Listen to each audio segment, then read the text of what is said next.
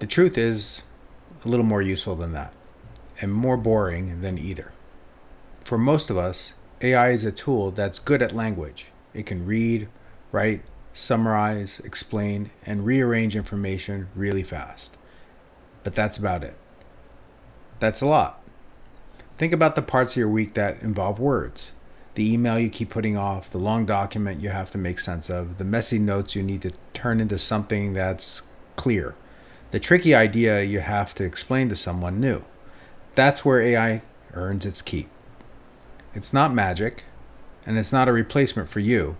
It's more like a fast, tireless assistant who reads a lot, but doesn't really know your business, your people, or your judgment. You still steer. A contractor can use it to write a polite follow-up to a client. A teacher can use it to rephrase a lesson 3 different ways.